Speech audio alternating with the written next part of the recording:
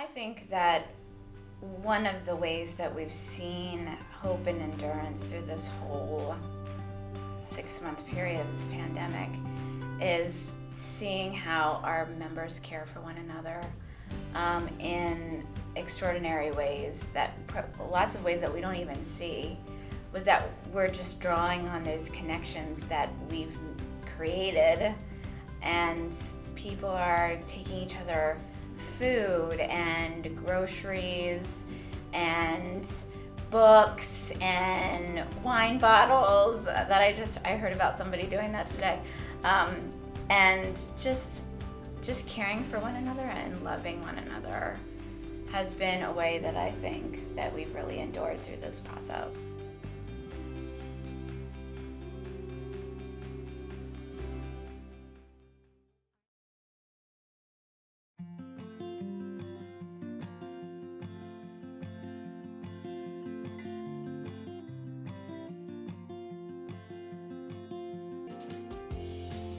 As we found out with the youth ministers all over the nation, the youth do not want to Zoom.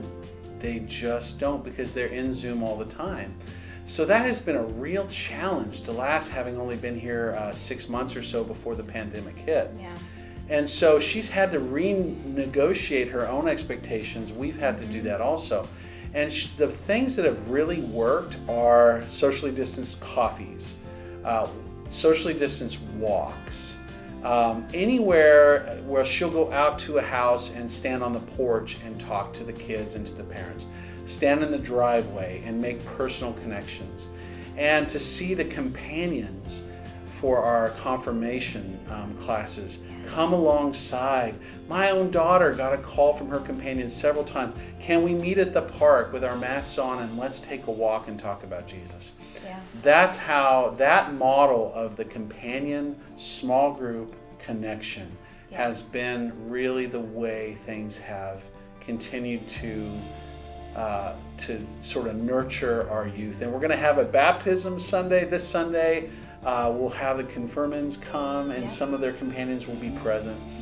And that's just been a joy, but it has been a challenge. We were blessed with James. James took the caring ministry to another level and was so competent, loved the caring ministry, ministered to our clients in such a powerful way. We really felt his absence when he left.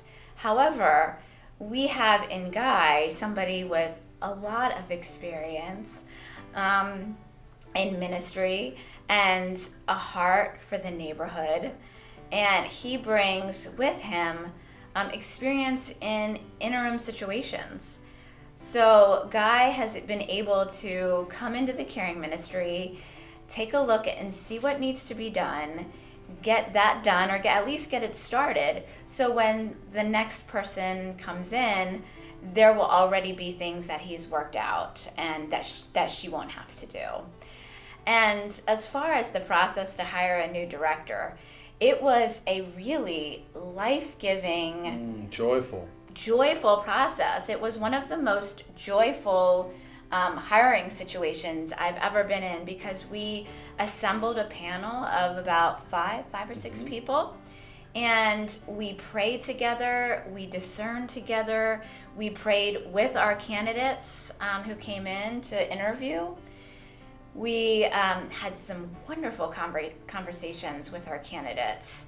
They shared some really personal details, and we really got to see who they are who they are at their heart. You know, they really showed us their heart, is what I want to say.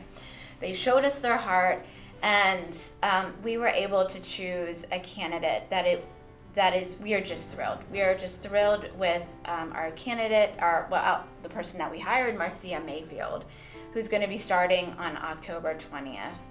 And she brings with her a wealth of experience and a deep spiritual grounding and just a love for God's people and a heart for service. So we're very excited about the person who God led us to.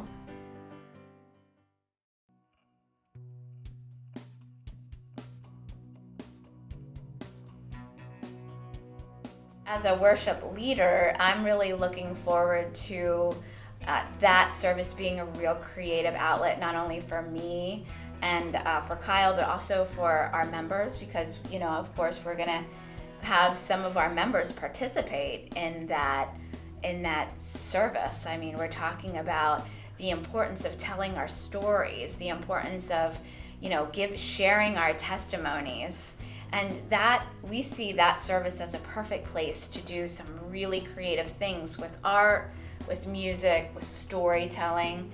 We're just so excited about the possibilities of that third service.